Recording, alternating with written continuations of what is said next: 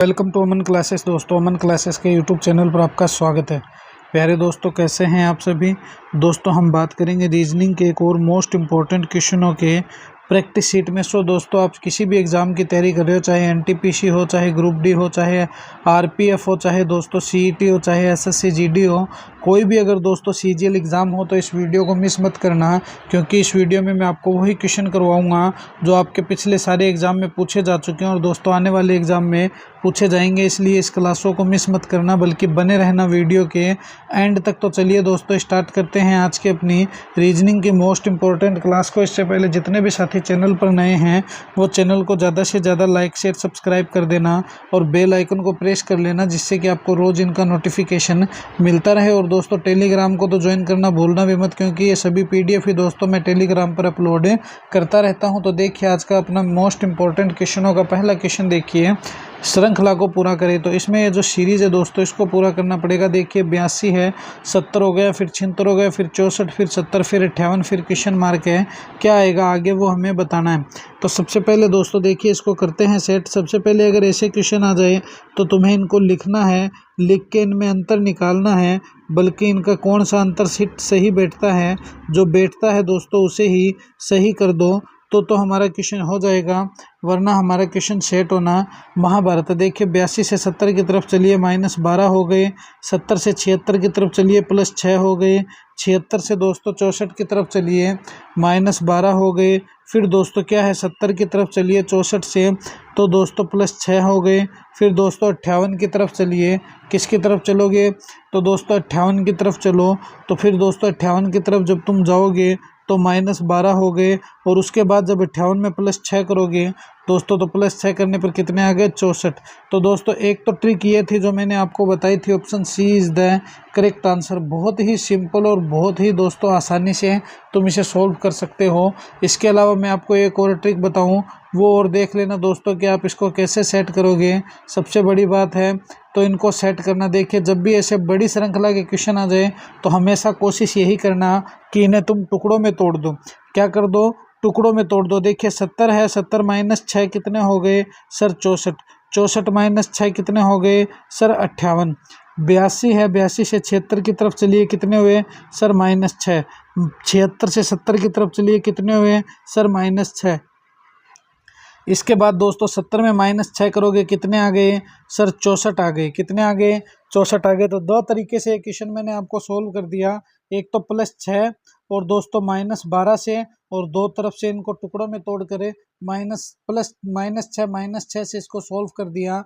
अपने को कोई मतलब नहीं है दोस्तों, चाहे जो भी ट्रिक हम इस्तेमाल करें, बस हमें तो सही आंसर से मतलब है कि हमारा आंसर जो है वही सही निकल कर आ जाना चाहिए। चलिए नेक्स्ट क्वेश्चन देखिए, ये रहा हमारा अगला क्वेश्चन। बहुत ही अच्छा क्वेश्चन दोस्तों, दिए गए समूह में विषम की पहचान करें। समय में नहीं है दोस्तों, समूह है, ध्यान रखना।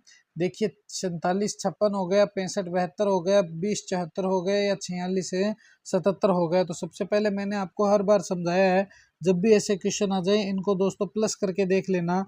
4 और 7 कितने हो गए तो सर 4 और 7 11 हो गए, 11 और 5 कितने हो गए 16 हो गए, 16 और 6 कितने हो गए दोस्तों 22 हो गए, कितने हो गए 22, 6 और 5 सर 11 हो गए, 11 और 7 सर 18 हो गए, 18 और 2 कितने हो गए सर 20 हो गए, कितने हो गए 20। तो देखिए 2 है 0 हो गया, फिर 7 2 9 और 4 कितने हो गए दोस्तों 13 हो गए, कितने हो गए 13 हो गए। इसके बाद 4 और 6 कितने हो गए 10, 10 और 14 कितने हो गए दोस्तों 24 हो गए। तो क्या ये कहीं पर भी कोई मैच कर रहा है 13 22 20 13 24, तो इस तरह से तो ये कहीं पर भी दोस्तों कुछ भी मैच नहीं खा रहा है, बिल्कुल भी ये किसी तरह से भी कोई मैच नहीं हो रहा है दोस्तों। तो फिर कैसे होगा ये क्वेश्चन, देखिए इसे जब तुम दोस्तों इसको देखोगे तो तुम्हें पता चलेगा 47 56 एक सम संख्या है। क्या है, सम संख्या है। 65 72 भी एक सम संख्या है, और दोस्तों 20 74 भी एक सम संख्या है। मगर जब तुम दोस्तों 46 और 77 को देखोगे तो ये दोस्तों एक विषम संख्या है। क्या है, 4677 एक विषम संख्या है। तो इसके अकॉर्डिंग ऑप्शन डी जो है दोस्तों वही क्या हो जाएगा, अपना करेक्ट आंसर हो जाएगा। तो option D is the correct answer. तो बस दोस्तों बहुत ही इजी वे में ये क्वेश्चन हमें निकालने हैं। चलिए नेक्स्ट क्वेश्चन देखिए, ये रहा हमारा अगला प्रश्न। बहुत ही अच्छा क्वेश्चन है दोस्तों। देखिए, इसने NO B को बॉन्ड कर दिया, फिर LO T को क्या करेगा वो हमें बताना है। सबसे पहले इन क्वेश्चनों को देखिए दोस्तों, एन है, फिर ओ है, बी कर दिया, फिर दोस्तों अनुपात बी ओ एंड कर दिया, बॉन्ड कर दिया, फिर समानुपात दोस्तों एल ओ टी कर दिया, अनुपात दोस्तों क्वेश्चन मार्क कर दिया। सबसे पहले तो हम हमारी वही ट्रिक से देखेंगे। देखिए एन से बी की तरफ चलिए, एन कितने पे आता है 14 पे, बी कितने पे आता है 2 पे, माइनस कितना हो गया 12। फिर देखिए दोस्तों ओ से ओ की तरफ चलिए, कुछ भी नहीं बदला। बी से बी की तरफ चलिए, एन की तरफ चलिए, बी से एन की तरफ चलिए, तो भी दोस्तों नहीं बदला। तो इस तरह तो ये क्वेश्चन गलत हो गया। ऐसे तो ये उलट पुलट का तो कोई क्वेश्चन है बनेगा ही नहीं। तो फिर ये क्वेश्चन कैसे बन सकता है? तो सबसे पहले देखिए एन ओ बी हो गया, अनुपात दोस्तों बी ओ एन डी हो गया, फिर दोस्तों समानुपात में क्या हो गया एल ओ टी हो गया, अनुपात क्वेश्चन मार्क हो गया। अब क्या आएगा वो हम बता देंगे। तो देखिए इसने क्या किया, इसका उल्टा कर दिया। देखिए एन को लास्ट में ले गया, बी को बीच में ले गया, लास्ट वाले को पहले ले आया, और डी को दोस्तों एक्स्ट्रा में जोड़ दिया। हम भी क्या करेंगे, टी को तो यहाँ पर सेट करेंगे और इसको जोड़ देंगे। क्या कर देंगे, इसको जोड़ देंगे। सबसे पहले समझना इस बात को तुम्हें कि हम क्या करेंगे, सबसे पहले तो डी को जोड़ेंगे। ये जो एल है दोस्तों, इस एल को इसके पास लास्ट में रख देंगे, ओ को बीच में एज इट इज रख देंगे, टी जो है दोस्तों इस टी को हम फर्स्ट में ही ले आएंगे। तो हम क्या कर देंगे, इसका टोल्ड बना देंगे। क्या कर देंगे, टोल्ड बना देंगे इस क्वेश्चन के अकॉर्डिंग है। तो option B is the correct answer. क्या हो जाएगा अपना, option B is the correct answer. तो बस ऐसे ही सिंपल सिंपल से दोस्तों हमें रिलेशन ज्ञात करने हैं, जो हमारे आराम से सोल्व हो जाते हैं। किसी भी तरह की कोई घबराने वाली बात इनमें नहीं रहती है। चलिए नेक्स्ट क्वेश्चन पर डिस्कस करते हैं। अगला देखिए, बहुत ही अच्छा क्वेश्चन है दोस्तों। दिए गए समूह में विषम की पहचान करें। इसी में भी हमें विषम बताना है। तो देखिए विनम्र, नेक, सुशील, धार्मिक, कौन सा इसमें से विषम होगा वो हमें बताना है। तो सबसे पहले देखिए, जब तुम इन तीनों को देखोगे कि विनम्र, नेक, सुशील और धार्मिक, तो दोस्तों नेक, सुशील, विनम्र, तो ये क्या है, तो ये हम ये कह सकते हैं अपने कोई साथी या सज्जन के बारे में ऐसी बात बोल सकते हैं कि यह विनम्र, नेक, सुशील और क्या कह सकते हैं, अच्छा इंसान है। तो इन तीनों का मतलब ये हो गया, धार्मिक इंसान का दुनिया से कोई लेना देना नहीं है, बल्कि वो तो जंगल और पहाड़ों में एकांतवास में एकल कमरे में अपना जीवन व्यतीत करता है। तो दोस्तों धार्मिक क्या हो गया, option C is the correct answer. इस क्वेश्चन के अकॉर्डिंग क्या हो गया दोस्तों, मैं गारंटी देता हूँ, चाहे एनटीपीसी का एग्जाम हो, चाहे ग्रुप डी का एग्जाम हो, चाहे एसएससी का एग्जाम हो, चाहे कोई भी एग्जाम हो, अगर आप इन वीडियो को रोज दोस्तों देख रहे हैं तो तुम्हें कतई घबराने की जरूरत नहीं है, बल्कि बहुत ही आराम से ये क्वेश्चन तुम सोल्व कर पाओगे। चलिए नेक्स्ट क्वेश्चन देखिए। ये रहा हमारा नेक्स्ट क्वेश्चन, बहुत ही अच्छा क्वेश्चन है। यदि किसी सांकेतिक भाषा में हेनरी को JGPT लिखा जाता है, तो उसी भाषा में कंट्री को क्या लिखा जाएगा। सबसे पहले तो अपन क्या करते हैं, हेनरी को बनाते हैं। तो ये लीजिए सर, H है, फिर E है, फिर N है, फिर R है और फिर Y है। तो हेनरी को इसने क्या कर दिया, तो हेनरी को इसने लिखा है जी, फिर दोस्तों एन की जगह पी लिख दिया, आर की जगह टी लिख दिया और वाई की जगह ए लिख दिया। क्या लिख दिया, ए लिख दिया। तो यहाँ पर देखिए अब इसने क्या किया है, यहाँ पर तुम समझना इस बात को दोस्तों कि देखिए एच है, GH, फिर IJ तो प्लस 2 कर दिया, फिर दोस्तों EFG प्लस 2 कर दिया, NOP प्लस 2 कर दिया, RS और T दोस्तों प्लस 2 कर दिया, YZ तो 2 कर दिया।